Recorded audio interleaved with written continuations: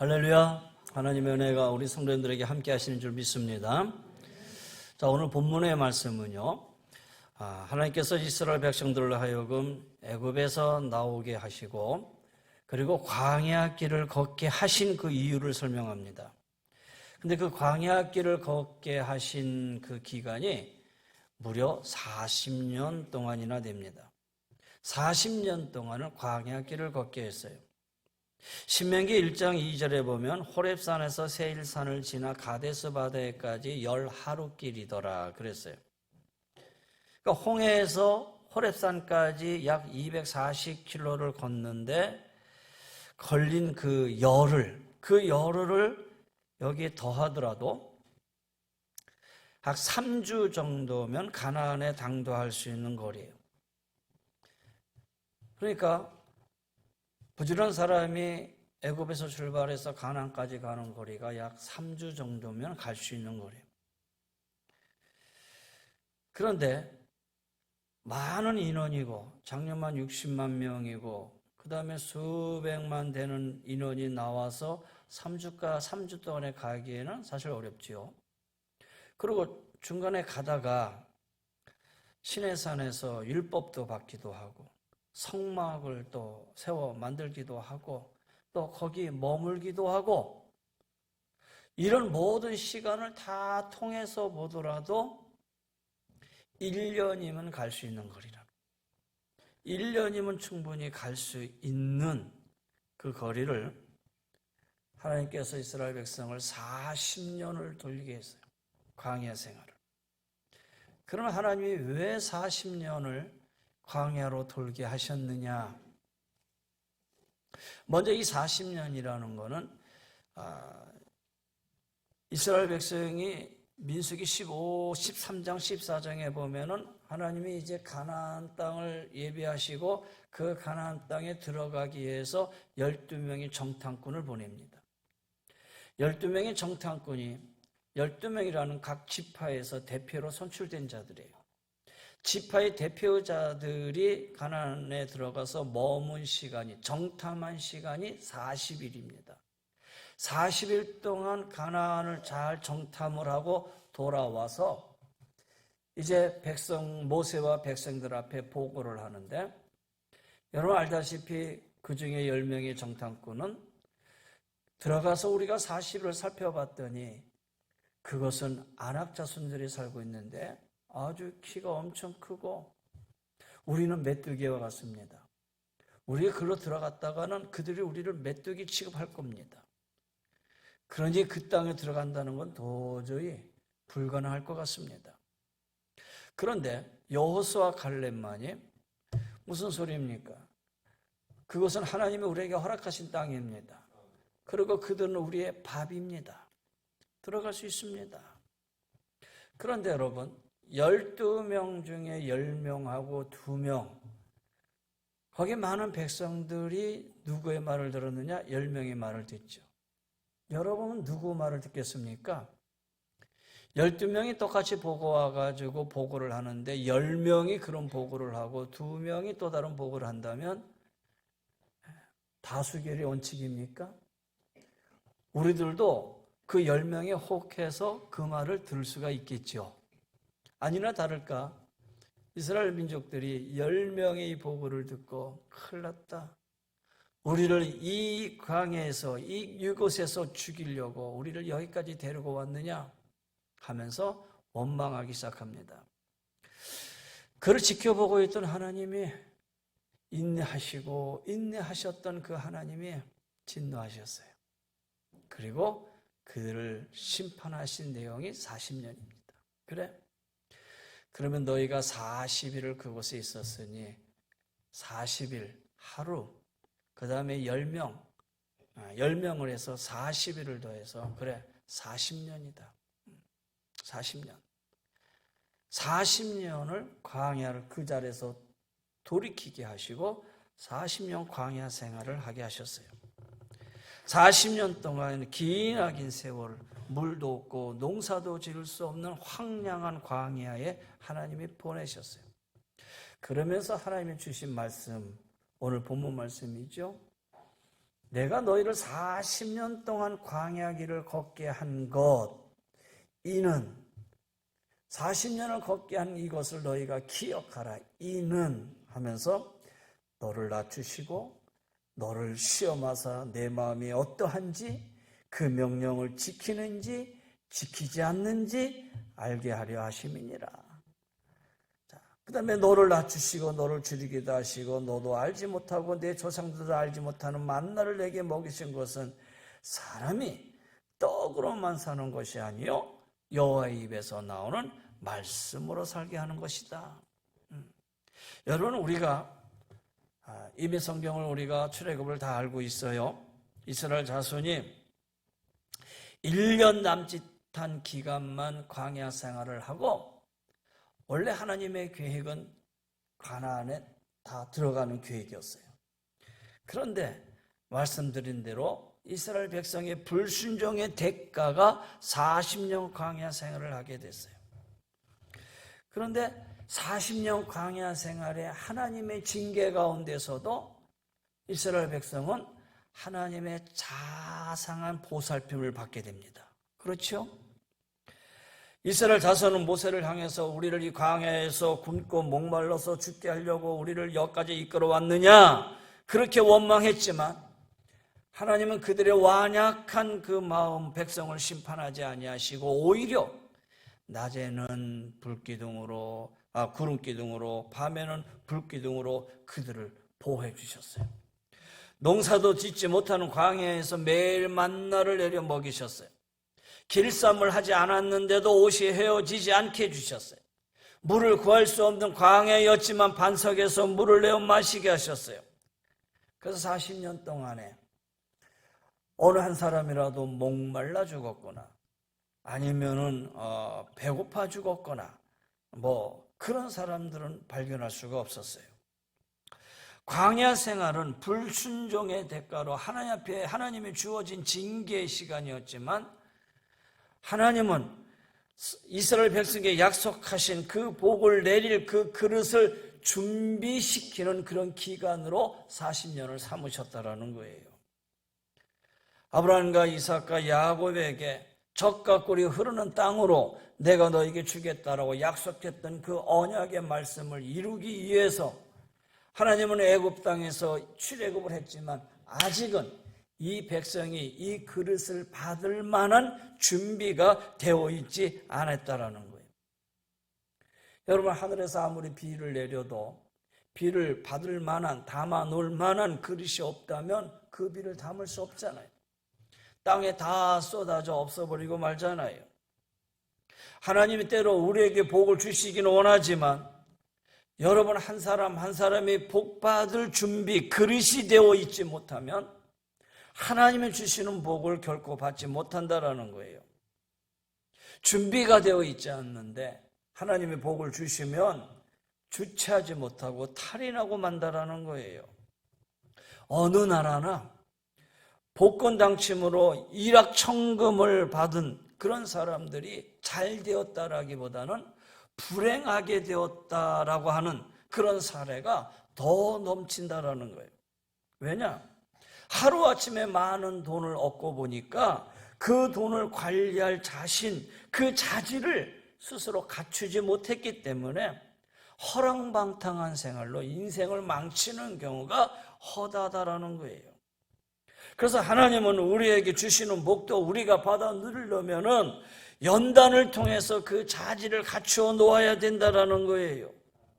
하나님은 가나안 땅을 주시겠다고 약속하셨어요. 단지 약속만 하신 것이 아니라 하나님이 친히 맹세도 하셨어요. 그래서 이 약속은 이미 확고한 거예요. 이미 주어진 것이다라는 거예요. 그런데 출애굽한 이 1세대가 그 약속의 성취를 한 사람도 보지 못했어요. 왜냐? 이 하나님의 약속을, 이것을 누릴 만한 그런 자세와 그런 그릇이 되어 있지 못했기 때문이다라는 거예요. 알다시피 그들의 1세대는 광야에서 다 죽습니다. 그리고 광야에서 태어난 2세대들하고 그리고 여호수아와 갈렙, 이렇게 보고했던, 그들은 우리의 밥입니다라고 보고했던 그 두 사람만이 가나안으로 들어갈 수가 있었다라는 거예요. 자, 그렇다면 오늘 본문 말씀에 의거해서 내가 너희를 광야 길을 걷게 하신 이것을 기억해야 되는데, 그렇게 하신 이유가 있다. 그 이유는 첫 번째, 너희는 하나님을 신뢰하는 법을 가르치기 위함이다라는 거예요. 하나님을 온전히 신뢰하고 하나님을 온전히 의지하게 하는 그런 모습을 가르치기 위해서 주님이 광야길 40년을 허락하신 거예요. 이스라엘 자손이 애굽의 종살이에서 해방되어 출애굽할 때부터 가나안 땅을 향해 가는 그 동안에 조금만 어려운 일을 만나면 모세를 향해서 원망하고 불평하고 하나님을 온전히 신뢰하지 못했어요. 근데 가만히 생각해 보면 하나님의 모세를 통해서 이 히브리 민족을 해방시키지 않았다면 그들은 여전히 애굽의 종살이에서 그냥 계속 있었을 것이다라는 거예요. 근데 하나님이 그들의 조상 아브라함과 이삭과 야곱에게 하신 언약을 생각하셨어요. 그리고 10가지 재앙을 통해서 바로를 굴복시키고 출애굽을 시키셨어요. 더군다나 창이라는 홍해, 물이 넘쳐거리는 그 홍해를 갈라서 바다 사이로 난 그 길로 이 백성을 건너가게 하셨다라는 거예요. 이렇게 자기 백성을 세심하게 보살펴 주신 하나님, 이렇게 출애굽시켜서 이 백성을 인도하셨던 하나님이 광야에서 헐벗고 굶주리며 그렇게 죽게 하실 이유가 있겠느냐라는 거예요. 이미 그들은 하나님의 능력과 하나님의 진실하심을 충분히 경험했어요. 그래서 사실은 모든 걸 하나님 앞에 다 의탁하고 맡기고 믿고 순종해야만 했다라는 거예요. 야, 이렇게 어려움이 있네. 지금은 하나님이 어떻게 이 문제를 열어주실까? 하나님이 어떠한 방법으로 이번에는 해결해 주실까? 그렇게 인내하고 기다리는 그런 믿음을 가졌어야 되는데 하나님에 대한 그런 믿음이 그들이 부족했다라는 거예요. 어려운 일을 당하면 우왕좌왕하고 원망하고 불평하고 조급하게 군다고 해서 해결되는 일도 아닌데, 그렇잖아요. 여러분, 그렇다면 오늘 우리들 자신을 한번 점검해 봐야 됩니다.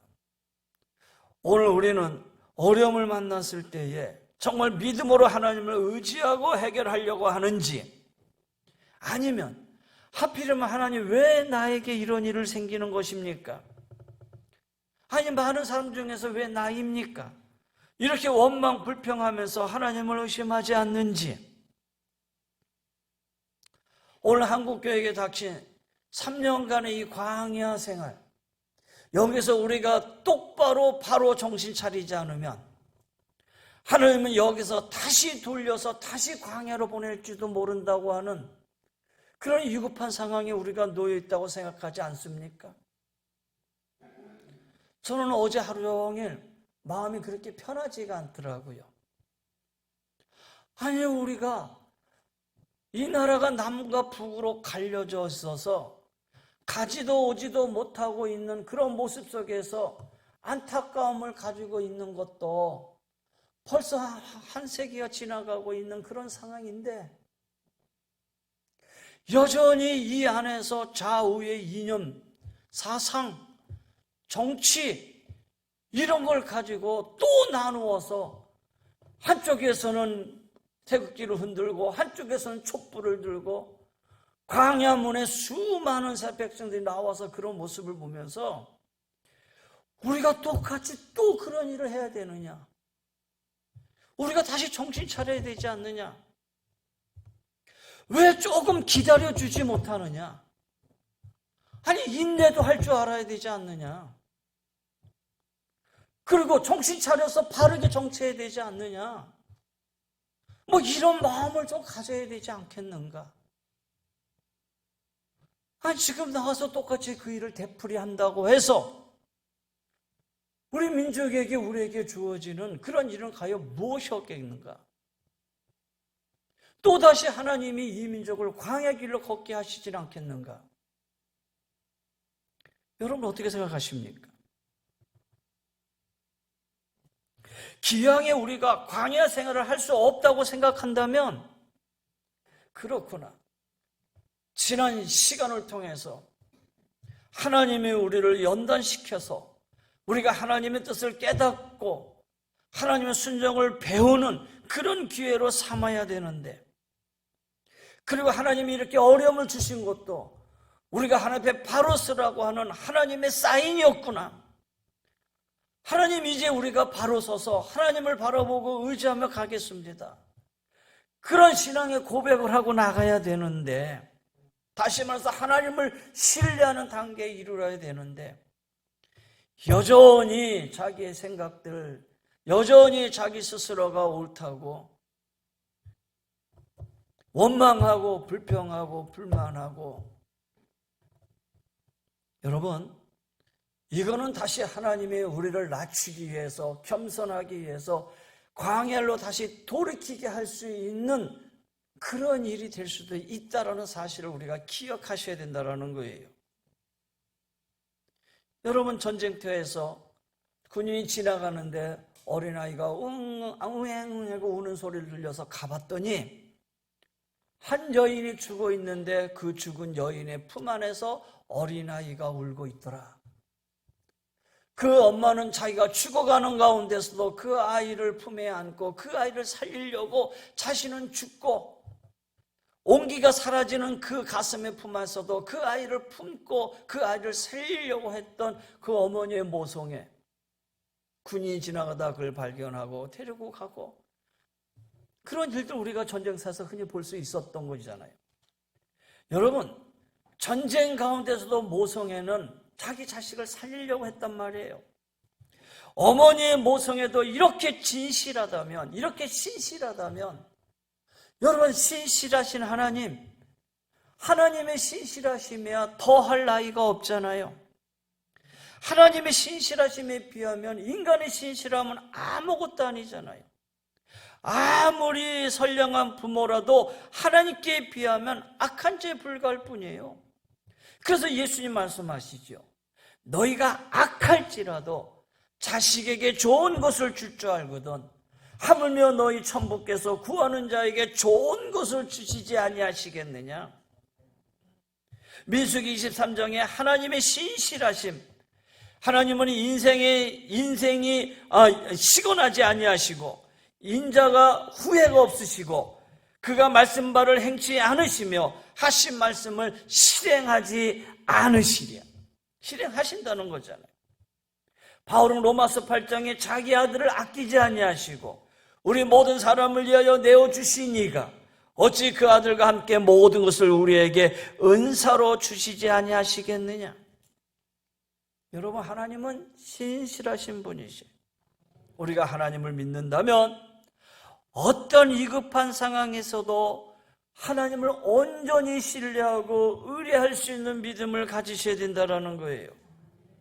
하나님을 신뢰하지 못했을 때 그 불순종이 하나님의 심판으로 이어진다는 사실을 우리가 알아야 된다는 거예요. 인간의 신실함은 하나님의 신실하심에 비할 때가 아니라는 거예요. 그렇다면 누구를 바라보겠습니까? 지도자가 바뀌어진들, 또 다른 지도자가 바뀌어진들, 여러가 수요일날 전도서를 공부하고 있는데 전도서에 이 말씀이 그대로 나오고 있어요. 지도자가 바뀌어지고 그 지도자를 통해서 또 바라본들 또 헛돼, 헤벨이다. 그 다음 자 또 헤벨이다. 인생 아래 있는 모든 것이 다 헛될 수밖에 없다. 그게 바로 전도자의 고백이었어요.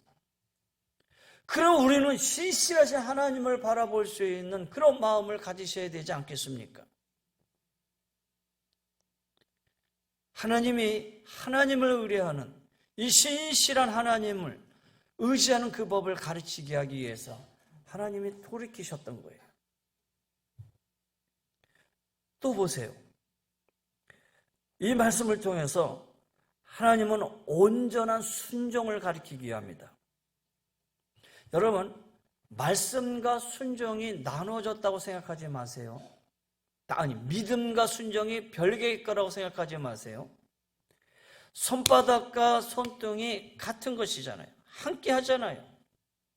믿음이 있나 없나라는 이 평가는 하나님이 하시겠지만 우리가 인간적인 눈으로 바라볼 때에 믿음이 있고 없음은 그가 하나님의 말씀에 순종하며 사는가 불순종하며 사는가 그 모습을 통해서 믿음의 모습을 판가름할 수가 있다는 거예요. 그래서 믿음은 곧 순종이고 순종은 곧 믿음입니다. 하나님의 말씀에 의한 것입니다. 또 순종에 관해서 우리가 알아둘 것이 있는데 말씀에 순종하려면 겸손해야 돼요. 교만하면 순종하지 못해요. 사람은 본디부터 교만한 마음이 있잖아요. 무언가 내세울 만한 것이 있어서가 아니라 타고난 본성이 교만하다라는 거예요. 자기를 자랑하는 것 교만하다는 증거잖아요. 근데 그 교만은 하나님의 말씀에 순종할 수가 없어요. 그래서 하나님이 주시는 은혜 가운데 살 수가 없다라는 거예요. 오늘 말씀도 보세요. 내 하나님 여호와께서 이 40년 동안 너로 광야 길을 걷게 하신 것을 기억하라. 너를 낮추시며 너를 시험하소 내 마음이 어떠한지 명령을 지키는지 안 지키는지 알려 하십니다 그랬어요. 이스라엘 자손이 목이 고든 백성이었어요. 다시 말하면 고집이 세고 교만해서 순종할 줄 몰랐어요. 하나님께서 이 백성에게 순종을 가르치기 위해서 광야 생활을 보여했던 거예요. 광야가 어떤 것입니까? 농사도 지을 수 없고 마실 물도 없고 보이는 곳이라는 것은 거친 흙과 돌밖에 없어요. 풀이 자라기는 하지만 볼품이 없고 그나마 넉넉하지 못하고 그런 곳에서 가축을 기른다는 것 신기하게 보일 따름이다라는 거예요. 낮에는 아주 뜨거운 햇빛이 내리쬐고 밤에는 기온이 급격하게 떨어지고 성지순례에 가서 보면은 그 기념품을 파는 광야에서 이렇게 기념품을 파는 그런 베두민족들을 볼 수가 있어요. 이 베두민족을 보면요, 베두민족을 보면 얼굴이 다 이렇게 그냥 기름기가 그렇게 잘 흘려요. 근데 그 기름기 흘리는 게 아주 좋은 기름기가 아니라 우리가 볼 때는 아주 그냥 이렇게 이렇게 세수하지 않아서 흐르는 그런 기름기예요. 그래서 아니 얼굴에 이렇게 기름기가 있습니까? 좀 세수 좀 하지. 그랬더니 가이드가 하는 말이 아니 목사님 여기 물이 없어서 세수도 못할 뿐만 아니라 물이 없어서 세수도 못하고 물이 있다고 한들 그걸 세수를 하면 광야의 모래바람이 하도 세서 살이 다 갈라진다는 거예요. 그래서 물이 없어서 세수도 못하지만 물이 있다고 세수한들 살이 다 갈라지기 때문에 아예 그냥 이 기름으로 사는 게 그들에겐 더 피부를 보호하는 방법이라는 거예요. 그러니 그 상황이 얼마나 척박합니까? 오아시스가 있다고 하지만은 그 주변에 야채나 아니면은 그런 어떤 그 식물을 지배할 수 있는 것이 약간의 뿐이지 수많은 사람들이 먹고 마실 만한 그런 공간은 아니잖아요. 그런데 이스라엘 백성이 40년 동안 농사도 지을 수 없고 마실 물도 없는 광야에서 한둘다도 아니고 무려 40년 동안을 지냈어요. 그것도 장정만 60만이나 되는 그런 대민족을 하나님이 40년 동안 먹이고 입히셨다라는 거예요. 이것은 하나님 자신의 능력과 신실하심을 그들에게 보여준 거예요. 그리고 하나님 앞에 겸손히 머리 숙일 수 있는 법을 가르쳐주기 위함이다라는 거예요. 그러기에 우리는 우리 자신의 무능함을 철저히 깨달아야 돼요. 우리의 힘으로는 아무것도 할 수 없습니다. 하나님만이 도와주셔야만 됩니다. 이렇게 고백해야 할 이런 고백이 있으려면 우리는 광야를 경험할 필요가 있다라는 생각이 들어요. 그래서 우리를 겸손하게 하기 위해서 하나님은 때로 우리에게 광야를 허락하신다라는 거예요. 광야 생활 40년 오직 하나님의 은혜로 먹고 마시고 입고 지냈어요. 그들이 한 일은 아무것도 없고 그래서 자랑할 것도 없어요. 오로지 모든 것은 하나님의 은혜입니다. 이렇게 고백할 수밖에 없다라는 거예요. 여러분, 오늘 우리의 삶도, 여러분의 삶도 뒤돌아보세요. 모든 것이 하나님의 은혜 아닙니까? 여러분의 10년, 20년, 아니 이 민족의 100년, 200년 뒤를 돌아보시라는 거예요. 이것이 하나님의 은혜가 아니면은, 하나님이 지키시고 인도하심이 아니면은 어떻게 이런 일이 오늘 우리의 삶이 여기에 있을 수 있겠느냐라는 거예요. 사도 바울이 복음을 전하면서 수많은 어려움을 당해요. 목숨이 끊어질 정도의 위험까지도 당하면서 그가 이렇게 고백을 합니다. 우리가 힘이 지나도록 심한 고생을 받아 살 소망까지 끊어지고 우리 마음에 사형 선고를 받은 줄 알았으니 이는 우리로 자기를 의리하지 말고 오직 죽은 자를 다시 살리시는 하나님만 의리하려 하심이라. 할렐루야. 하나님만 바라보는 거예요. 그래서 이스라엘 백성을 하나님이 다시 돌이키게 한 거예요. 여러분의 삶의 터전이 지금 어떤 상황이 있든지 간에 우리의 삶이 다시 광야의 가운데 있는 것처럼 느끼든지, 여러분의 삶의 터전들이 다시 어려움에 빠지든지, 어떤 어려움이 있든지 간에 그 어려움을 원망과 불평으로 생각하지 마시고, 그렇지, 하나님을 온전히 의뢰하게 하심이구나, 아니 하나님의 나를 더욱 낮추시기 위함이구나, 여러분 믿음으로 받으시기를 바랍니다. 요즘 한참 집이 오를 때는 올라니 안 올라니 막 그러더니 또 떨어지니까 떨어진 대로 또 힘들다 그러고, 또 사업하는 사람들은 또 대출 못 받는다고 또 어렵다 그러고, 여기저기 사업이 다 막혀서 어렵다 그러고,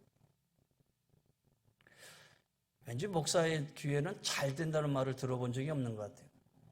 잘 됐을 때는 다 자신이 잘 돼서 그런 얘기를 안 하시는 것 같아요. 근데 그게 아니라 사회 자체가 전체 그렇잖아요. 그렇다고 해서 원망하고 불평하시겠습니까?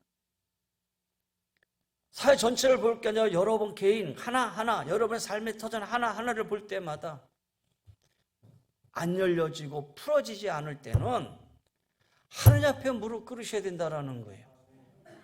힘들고 어려울 때는 하나님은 더욱 나를 낮추기 위함이고 나를 겸허하기 위함이고 하나님을 의지하기 위함이라는 이 사실을 깨달아야 된다는 거예요. 그게 믿음이에요. 그게 신앙인의 자세다라는 거예요. 10년 전에도 어려웠는데 지금도 어렵다. 근데 왜 못 알아쓰세요? 그러면 깨달아야지요. 10년 전의 어려움이 지금의 어려움이라 그러면 빨리 하나님 앞에 돌아서야지요. 의리해야 되고 더 낮추셔야 되지요. 여러분, 오늘 하나님의 백성을 돌이키게 했던 이유를 분명하게 밝히고 있어요. 하나만 더 얘기합시다. 사람이 떡으로만 사는 것이 아니요 여호와의 입에서 나오는 모든 말씀으로 사는 줄을 내가 알게 하려 하심이다. 잘 보세요. 사람이 떡으로만 사는 것이 아니요, 이 말씀을 여러분에게 물어볼게요. 사람이 살려면 떡도 필요하다는 뜻입니까? 떡이 필요 없다라는 얘기입니까? 떡도 필요하다? 여기 떡이 필요하다는 말이 어디 있어요? 사람이 떡으로만 사는 것이 아니요 사람이 하나님의 입에서 나오는 말씀으로 사는 줄 알아야 합니다. 저는 이 말씀을 믿음의 눈으로 볼 때는 떡도 필요하고 말씀도 필요하다, 이거는 믿음이 아니에요.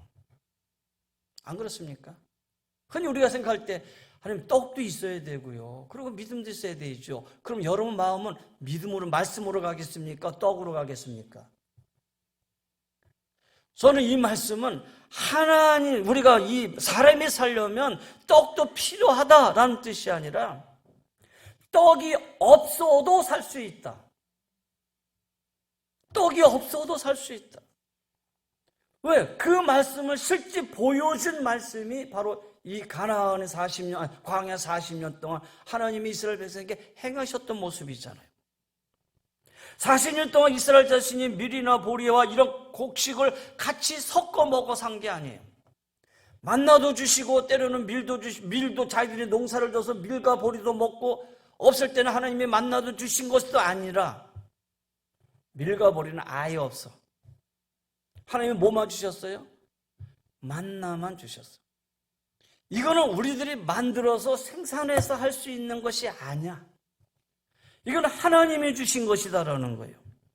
그래서 민수기 11장에 이 만나에 관해서 만나는 가시 같고 모양은 진주 같은 것이라 백성이 두루 다니며 그것을 거두어 맷돌에 갈기도 하고 절구에 찌기도 하고 가마에 삶기도 하고 과자를 만들었으니 그 맛이 기름 섞은 과자 맛 같더라. 단순하게 보이지만 그 안에 모든 영양분이 다 골고루 들어있다. 만약에 이스라엘 자손이 밀과 보리를 먹어만 했다면 결코 광야 생활을 할 수가 없었어요.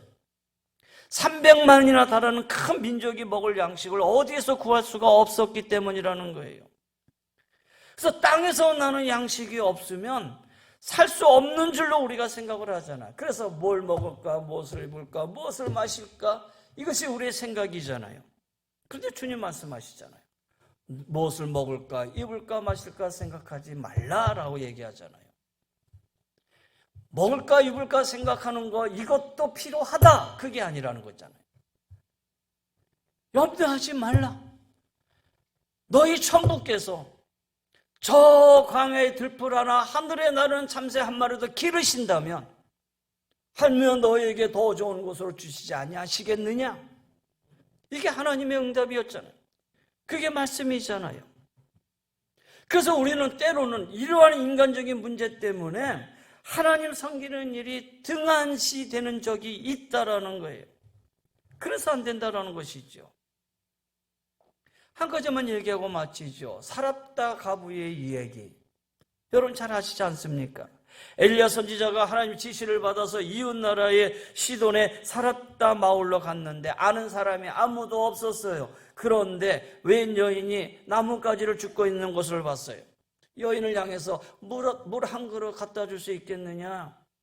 그리고 부탁을 해요.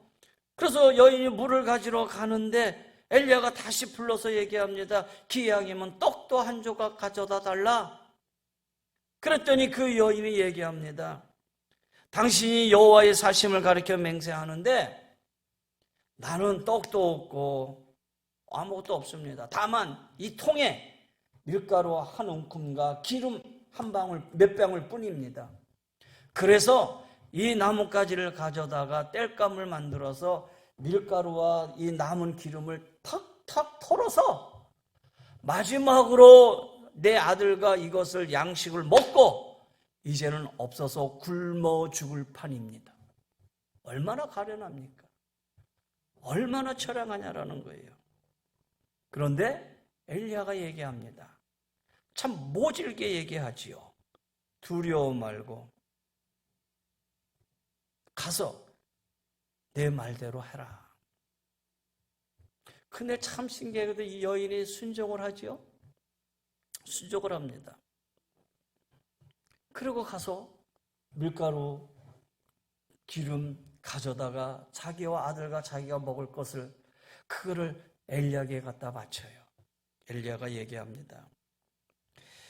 이스라엘 여호와의 말씀이 나 여호와가 비를 지면에 내리는 날까지 그 통의 가루는 다하지 아니하고 그 병의 기름은 없어지지 아니하리라. 그 여인이 선지자의 말대로 순종했더니 하나님께서 엘리야가 말한 대로 기근이 끝날 때까지 곡식통에 가루가 닿지 아니하고 병의 기름이 없어지지 않았다라는 거예요. 하나님의 말씀을 믿음으로 순종할 때 이런 놀라운 기적을 체험하게 된 거예요. 여러분, 사람의 떡으로만 살 것이 아니요 하나님 입에서 나오는 모든 말씀으로 산다.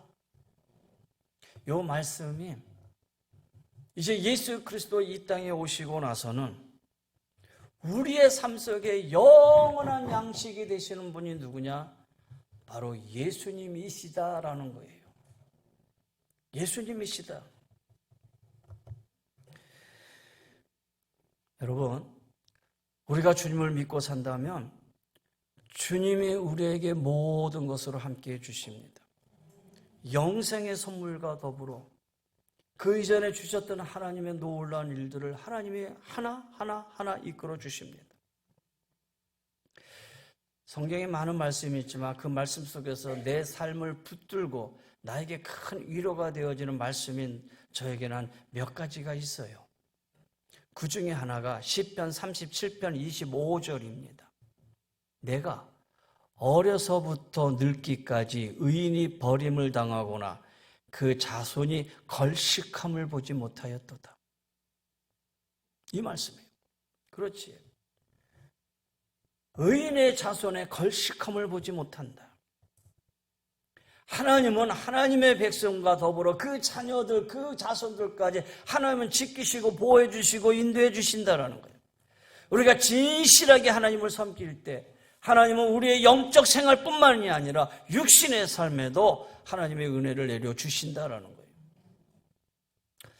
자, 이제 결론을 한번 줘보려고 합니다. 사랑하는 성도 여러분, 오늘 우리가 교회에 나온 이유가 뭡니까? 하나님을 예배하기 위해서입니다. 하나님을 예배하는 것, 구속받은 성도들, 하나님의 자녀들이 행해야 할 본분입니다. 우리가 진심으로 하나님을 사랑할 때 하나님께서도 우리를 사랑하시고 우리의 삶 속에 복을 부어주십니다. 그래서 마음을 다하고 뜻을 다하고 힘을 다해서 하나님을 사랑하고 겸손히 하나님을 신뢰하고 그 말씀에 순종하며 살아야 됩니다. 사람이 떡으로만 사는 것이 아니에요. 오직 하나님의 입에서 나오는 말씀으로 산다는 이 사실을 알고 여러분의 영과 육 모든 것을 하나님 앞에 맡기십시오. 그리할 때 하나님께서 약속하신 대로 내 영혼이 잘된 것 같이 범사가 잘되고 강건하게 되는 복을 내려주셔요. 살아가는 동안 때로는 시련이 다가오거든 하나님께서 나를 연단시키려고 광야 생활을 하게 하시는구나 생각하시고 겸비한 마음으로 자신을 돌아보고 온전히 하나님 중심으로 살아가시기를 바라요. 하나님께서 옳다 인정하시고 예배해 놓으신 가나안의 축복의 은혜가 반드시 임하게 될 것입니다. 오늘 우리 자신을 겸손히 돌아보고 오늘 한국교회가 바르게 쓸 수 있도록 또 이러한 오늘 이 민족이 바르게 그 일을 걸어갈 수 있도록 이 사명을 우리에게 주셨음을 믿고 여러분이 더욱더 믿음의 길에서 흔들리지 않고 기도함으로 하나님이 예배해 놓으신 영과 육의 모든 축복이 여러분의 삶 속에서 충만히 임하게 되시기를 주의 이름으로 간절히 권면하며 축원합니다. 기도하십시다.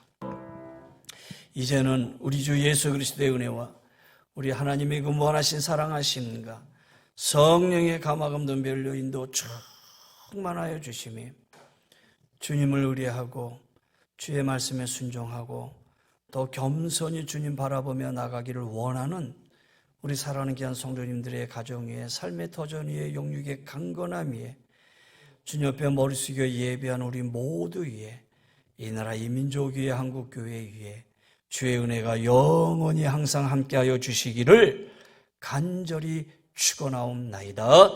아멘.